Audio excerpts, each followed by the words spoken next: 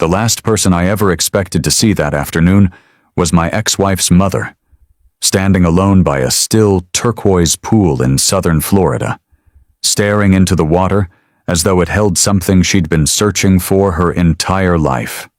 I had just stepped out of the lobby of the Sand Pearl Resort in Clearwater, loosening my tie against the suffocating July humidity, trying to shake off the dead weight of another 3-day conference I didn't want to attend, when my feet stopped moving before my brain caught up. There she was. Dorothy Calloway. The woman who had embraced me at my wedding with tears streaming down her face and whispered, "I always wanted a son." The woman who had made her famous key lime pie every time I visited, because she'd noticed once, just once, that I'd taken a second slice. The woman who hadn't spoken a single word to me in 3 years.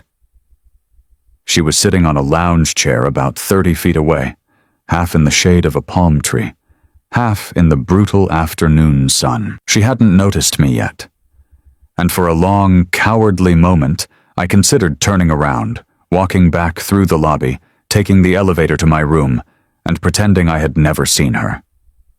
That would have been the easy thing, the safe thing, the thing that the version of me from 3 years ago, the one who had let his marriage collapse because he was too stubborn and too busy to fight for it, absolutely would have done. But something about the way she was sitting stopped me. Dorothy Calloway had always been a woman of composure. She sat straight at dinner tables. She dressed carefully, even for grocery runs. She corrected her posture the way some people corrected grammar, instinctively and without apology. But the woman by the pool was not sitting straight. Her shoulders were curved inward, pulled toward each other as though she were trying to make herself smaller. Her silver hair, usually pinned in a neat twist, was loose and uncombed, catching the wind in tangled strands. She looked like a woman who had stopped caring about the small things, which meant something very large had gone wrong. I walked toward her before I could talk myself out of it. She didn't notice me until my shadow fell across the arm of her lounge chair. Her eyes rose to meet mine, and I watched 3 years of history cross her face in the span of 2 seconds. First, recognition. Then a flash of the old anger, hot and sharp, the same look she had given me the day I walked out of the courtroom in Tampa while she held her sobbing daughter. And then, almost immediately, something I hadn't expected. The anger drained out of her expression like water from a cracked glass, and what replaced it was exhaustion. Pure, bottomless exhaustion, the kind that has nothing to do with sleep. "Grant," she said. Just my name. No warmth, no hostility, just a flat acknowledgement that I existed and was standing in front of her. "Dorothy." I didn't sit down. I didn't know if I was allowed to. We didn't exchange pleasantries. There was no awkward small talk about the weather or the hotel or what either of us was doing in Clearwater. We just stood on opposite sides of 3 years of silence, and for a moment that silence continued, thick and heavy as the humid air pressing down on everything. Then she told me why she was there, and the world tilted beneath my feet. 3 years before that afternoon by the pool, my marriage to Sophie Calloway had ended in a Tampa courtroom that felt colder than any room had a right to feel in Florida. We were 24 when we got married, young enough to believe that love was a sufficient foundation for a life together, and that everything else would figure itself out. For a while, it almost seemed like it would. Sophie was finishing her degree in education at the University of South Florida. I had just started my own general contracting business, working out of a rented office the size of a walk-in closet on Dale Mabry Highway. We had nothing except each other and the irrational conviction that we were going to build something extraordinary. The problem was that I took the word build literally. I poured everything, every hour, every thought, every ounce of energy into growing the company. Calloway Construction. I liked the sound of it. I liked seeing my name on job site signs and the sides of trucks. I told Sophie it was for us, for our future, for the house we'd eventually buy and the kids we'd eventually have. And in the beginning, she believed me. She'd bring me dinner at the office at 9 o'clock at night, kiss me on the forehead, and tell me she was proud of me. She'd fall asleep on the couch waiting for me to come home, and I'd carry her to bed and promise that things would slow down soon. They never did.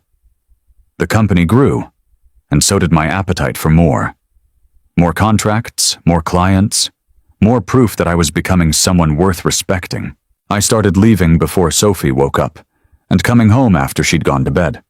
Our conversations shrank to logistics, and then to silence. She asked me once, sitting at our kitchen table with a glass of wine she'd been nursing for 2 hours, whether I even remembered what her laugh sounded like. I told her she was being dramatic. That was the night I saw something close behind her eyes, a small, quiet door shutting, and I was too proud and too tired to knock on it.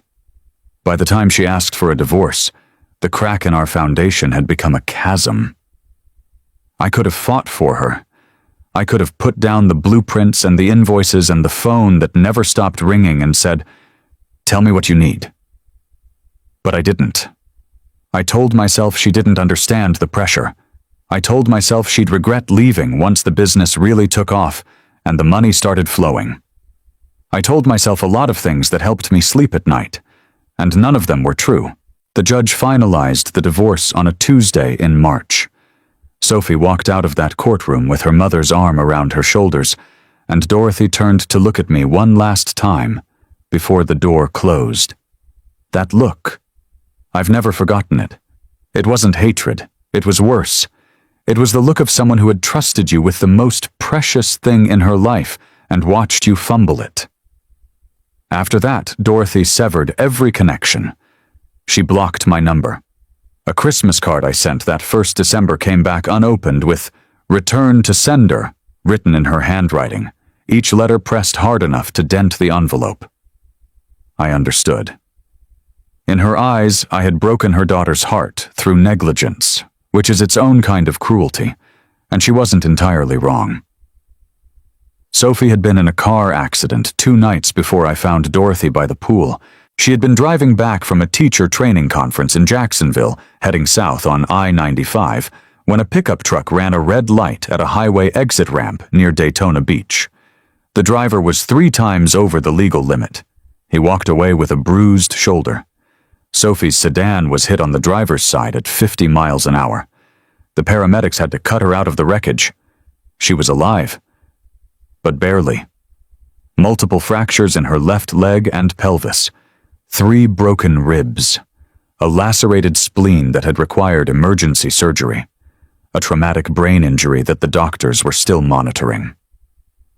She was unconscious in the ICU at a hospital 20 minutes from where we stood, kept breathing by a ventilator, kept alive by machines and the stubborn determination of her own body. Dorothy told me all of this